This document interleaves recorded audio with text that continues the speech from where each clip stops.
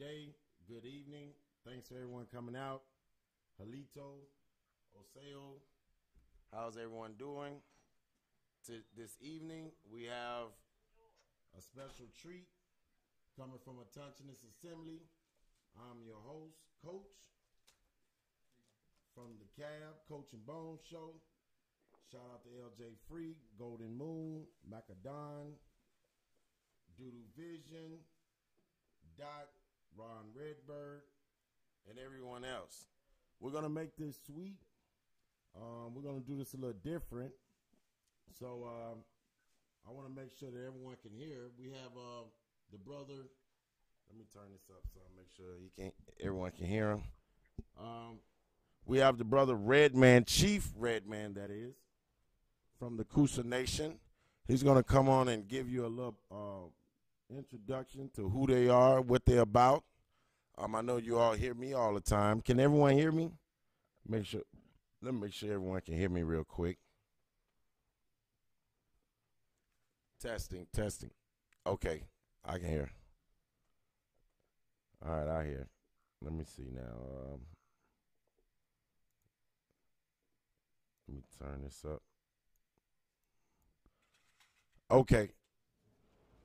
All right, let's see. They said low volume. Can't hear you. Yeah, it is low. Give me a second. Let me turn it up. Let's see what we got going on.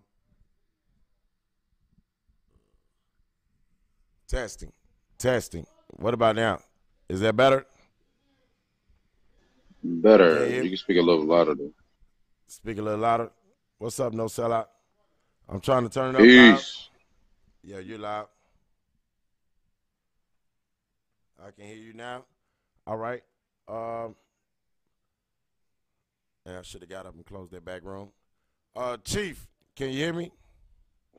Yes, sir. I can hear you very well. All right.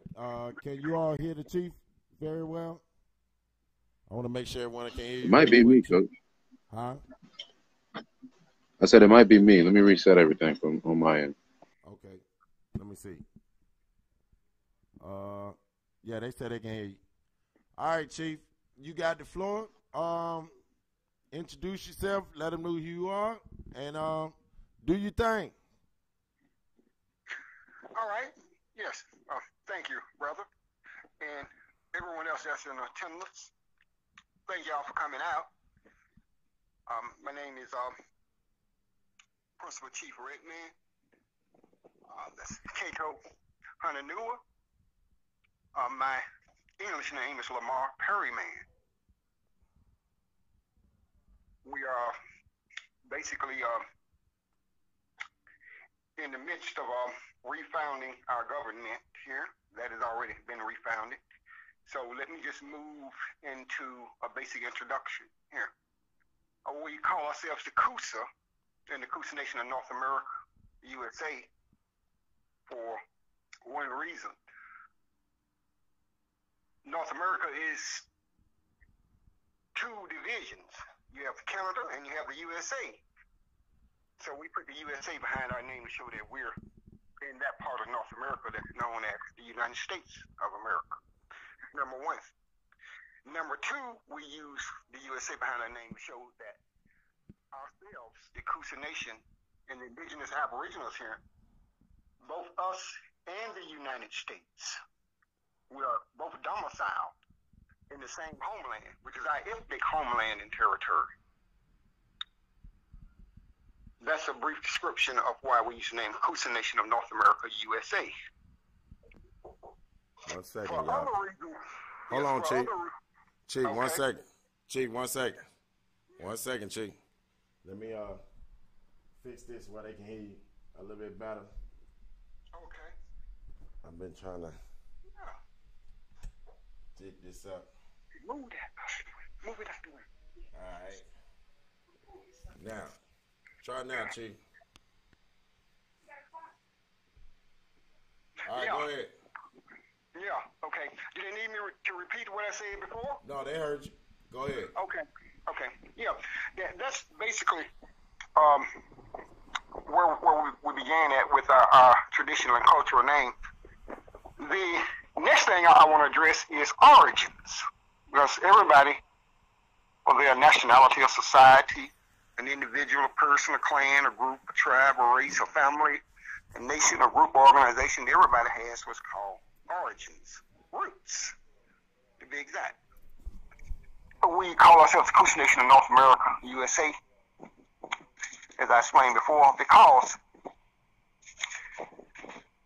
our oldest ancestors, that is how they refer to themselves. And this is, generally speaking, throughout the southern USA, a region extending from Virginia over to Texas, back over to Florida, and even including the island nations, from the Atlantic Isles to Puerto Rico, and even including present-day Oklahoma, since we know that we were there long before the removal. One of the reasons that we choose the name Coosa was not only through academic and intellectual research, but through being inspired as well. You know, we have to give the ancestor spirits the great credit and all the glory for revealing that, because we have so many different groups and factions.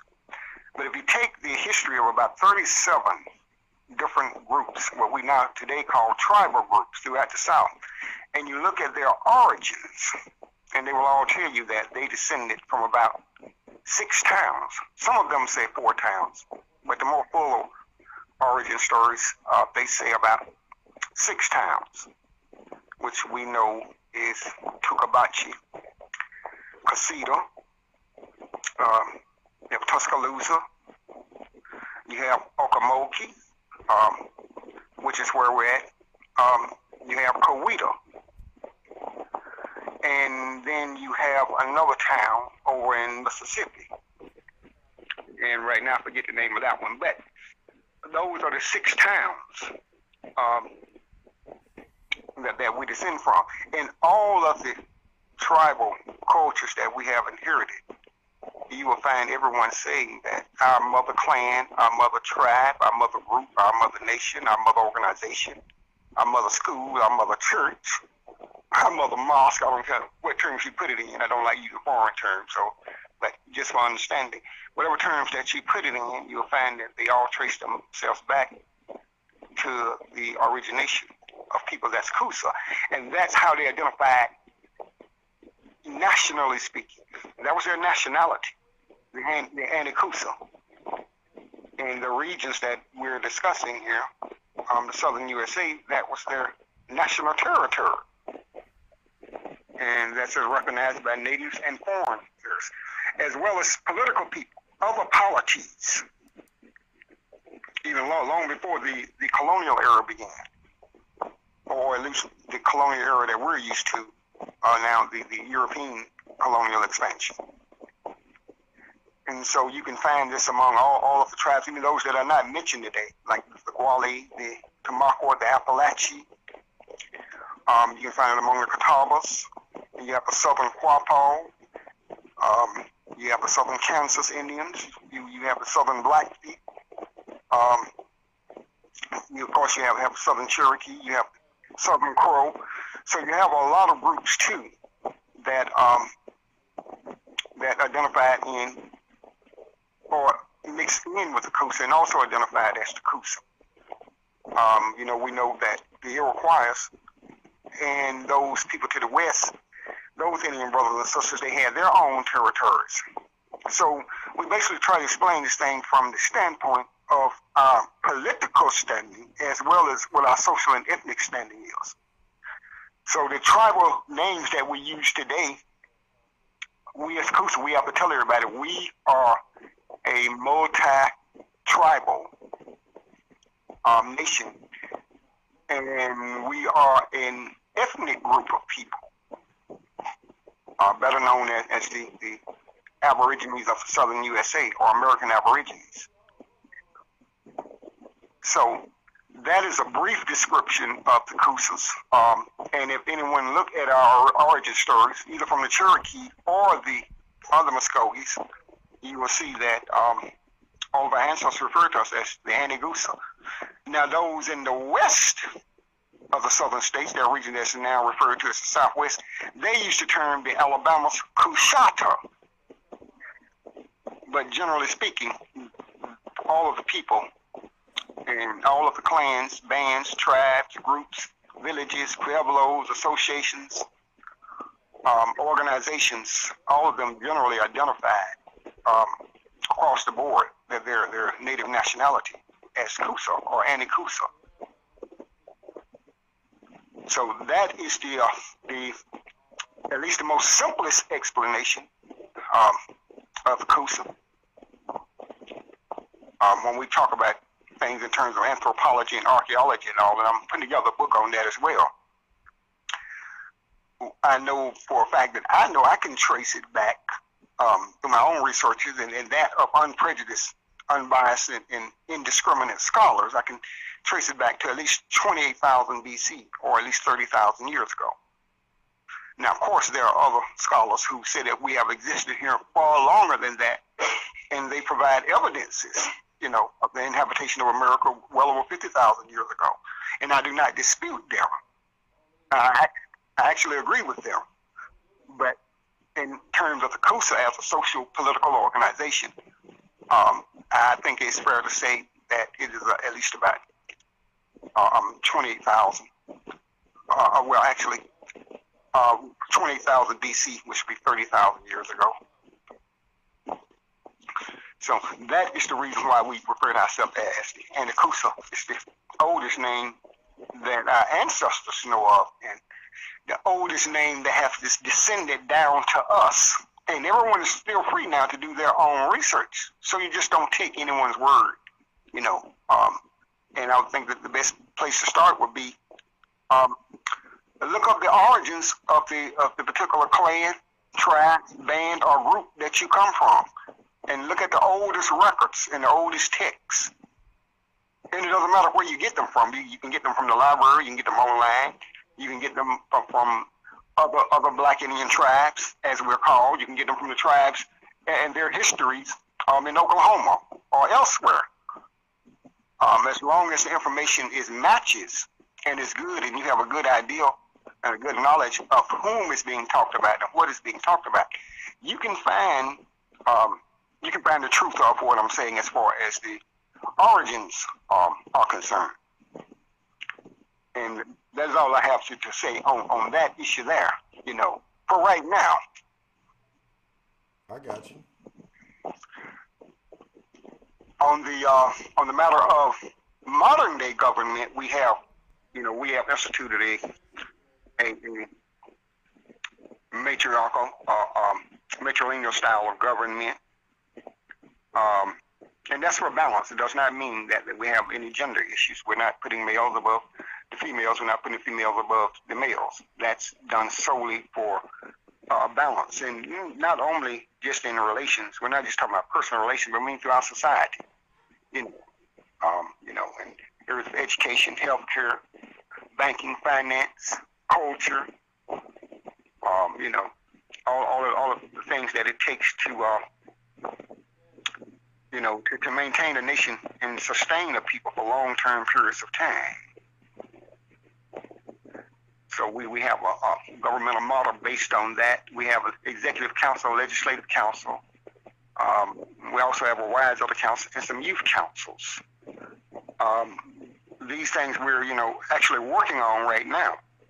But the business of government has always been up and running for the last 2 years or so. So that has never ceased, even in times of emergencies. That business must go on, because it's really not a personal thing or a social thing. It's not like we're not like normal people. We are, people have their personal responsibilities. You have responsibilities to your family, and you have obligations and all. But at the same time, when we're running the business of a government, that's 24/7. So we try to reflect that. And be accessible to our citizens when they need us, and at the times they need us. While we're dealing with the problems that we, have encountered with people in this society here. Some certain social and some certain political circles and all. But again, the business of government never stops. And that's basically where we're at right now. We're moving into the other areas of government, finance and economics, education, which is part of the culture, housing, healthcare, all of the things that it takes for us to actually use the existing system as well as our ancient system, and and blend the two, so that we can treat the people like we know we need to be treated. We have a lot to learn from biology and sociology. We're in somewhat of an evolutionary period now. I think you see that's happening all over the world. We don't have to just look at Mexico and Venezuela or Palestine or South America or Australia or China or anywhere else on the Asian continent. I think we can see that very clear and very well right here in the United States of America, or Indian country, or Indian territory, as I call it. So that's basically where we're at right now. We do have a registration program. Our chiefess of National Administration, she runs that. She has a staff, and they take applications and all. We use an ethnic code to identify ourselves by. We don't use religions, races, colorism, slavery, and all of that. We stand against those things, of course. We have to address them, but it's not something that we base our own programs on, because they are not original to our own societies, our own traditional and aboriginal societies, the historic aboriginals. I think it's the term that the scientists and the classical scientists use. So that is my brief introduction there to the work of the Coosa. If anyone has any questions, I will be glad to answer them to the best of my abilities. Thanks a lot, man. You came out and gave them the introduction. Anyone able to can go back and rewind. If anyone had a hard time hearing him, that's because he's talking through the phone. Let me see if there was any questions I needed to ask you, because I know we was going to cut this short. But we had, let me see right here. I got, hold on right quick. Make sure any questions out here before you hang up the phone. I know we said 30 minutes. You got about 4 minutes. Trying to get them on real quick, see if anybody got any questions. But yeah, thank you for coming out, man. You every time I talk to you, you go in. But what's the relations that you all have? Do you have any relations, like federal? Are you federally recognized, or? Well, yes, we are. In that sense, we go back to originalism. We are what America has generally called, or Caucasian America has called us, persons of color, and also American Indians of color. And that's something that you not only see in their society, their social writings, their historical writings, but you also see that in their legal codes. Okay. You see, so we have to understand recognition. There's about 6 different terms. There are about 6 different types of recognition, and 6 different meanings to the term recognition. So I'll begin with the first one. The first one is that you're recognized when you can have a state-to-state relationship with a city, a county, or a state, or with the federal government, or with any of their departments and agencies. All right. Nice. That's the first one. Now, we fall on all other 6 of them, which is that we are already recognized as ethnological Indians. Gotcha. And we were recognized negatively by having arbitrary and capricious names put upon us, such as colors, reds, browns, yellows, blacks, mulattoes, Negroes. Chief. Yes. I know you're a GOAT, but I got like 3 little questions, probably 4. So I want you to kind of answer them real quick for me, all right? Yes. All right. Who do Coosa represent? Coosa represents those who trace their ancestries from the American Indians of the southern United States. And again, put it in the Principal Chief's word, because she's not far from here anyway, but she said the southeastern clans. Got you. All right, that's good. All right. What is your stance on sovereign citizenship? And do you believe that is valuable option, or do you believe genealogy is the best way to tie yourself to the land? Well, I would say that genealogy is the best way to tie yourself to the land, because with genealogy, you go by an ethnic code. So it's better than going under a sovereign citizenship. Well, yes. The thing with sovereign citizenship, for instance, like the Coosa, we are American nationals. We are Native American Aborigines, better known as American Indians of color. However, we are members of a sovereign nation. Got you. Got you. We are not individualized sovereign citizens running around saying we can do what we want to do. That's right. All right. You see? Right. And what's the difference between tribe and nationality? Well, a tribe is a group of peoples in a certain region, mostly a sub-region. And for instance, let's use an example here. Like we have some of the names that have descended down to us today. You know, we have like the Seminole. We have the Tallahassee. That's where the term Tallahassee, Tupelo, Tulsa, Oklahoma, they all arise from that word there. So we know that the Tallahasseans, they were a group of people that was a tribe, and they were very good in their territories in what was it? I think it's northeast central Florida. But we know that they were part of a larger group known as the Muskogees, you see. And that larger group of Muskogees also had other different groups in it. And we even know that the Seminole group now is older than the name Seminole. You know, yeah, there's been a lot of research done in that area that's very good. You know, it's on point. So a tribe basically is a subunit of a larger nation state. Gotcha. And what happens is that when we identify by so many tribes, we actually are trading in our national identity for a more localized one. And as the Coosa, we're not saying you can't have both, but we've come to a time now where we need to put one or the other of them first. And so as the Coosa, we choose to put the nationality, you know, the national identification first. And you can still be who you are.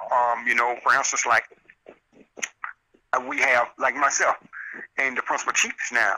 She has Rappahannock blood, Lumbee, Powertown, Cherokee, Muskogee, Catawba. So she has a lot of bloodlines. So it would be, you know, if she wanted to just identify herself as one of them, you know, she could do that, but she'd be excluding about 6 or 7 other ones. You see what I'm saying? So when we say the Coosa, we understand that includes all of them. So we can give each one their purpose, you see. Someone said relatives plus families equal tribes. Member tribes make nations. That's a good description there. That's a good description there. And in fact, that's how we describe our peoples, as members and citizens.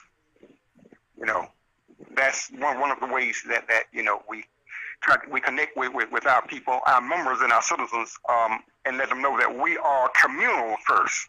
You know, because it takes these communities to make the clans, to make the bands, that makes the tribes, that makes up the nation. You know, and its organizations, and in all of the different areas of it. So yes, that's a very That's a very, very, very good point, truth, and it's a model as well. Need to give credit to whoever said that. Mr. Coach. That's very good. Yeah, it's good. That's awesome. So, you want to say anything before we leave? Because I want to make sure everybody can go back and get what you said. And are you coming back to visit us? Yeah. Well, yeah, I'm going to. I'll get up there to see you soon. I have to. On questions like that, because I'm working with so many people right here. That's actually working, not just for ourselves, working for the good of everybody. I know you work. Well, yeah, right. So what I would do, I got my brother here, Michael Tate. We call him KL, Chief KL. You met him, the right.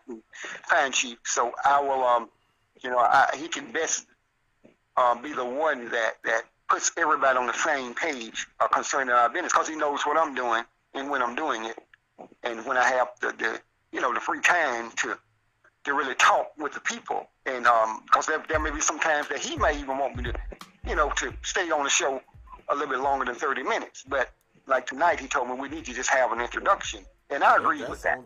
That's on point. You on point? Okay. All right then. So here he goes, and because I'm actually on his phone, Coach, because my phone had died and it was on the charger. So I'm on his phone. So he goes, and everyone who did attend, be blessed, and if you have questions, ask them, and we'll be talking soon. So this is not the last time, by no means. There will be a lot of other times. Man, thank you a lot for coming out. Yeah. Yes, sir. Yes, sir. All right, Coach. All right, thank you. Appreciate it, Chief. All right, peace. I'm gonna call you back in about 2-3 minutes. You say you're gonna call me back? Would that be good, or can we discuss it now? Give me 5 minutes. I'm gonna say my piece to everybody, and you can call me on back. Okay, all right, that's cool. I'll give you 5 minutes. All right, thanks a lot. All right. Yeah, thanks to you all for coming out. Yeah, he answered a lot of lingering questions. That's why we try to keep it short.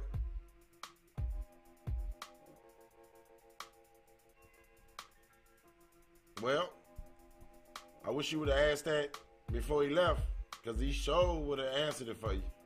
He would have answered it for you. Everyone had a chance to answer all their questions.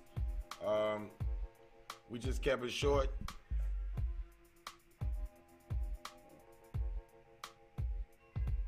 So thank you all for coming out again. Y'all know we got the early morning. Catch a cab. Don't be late. We're going to be coming through making a lot of noise. It's Tuesday. You already know what it is. I ain't trying to yell at nobody in the morning, but I will. Y'all know I will. So, before I go, hey!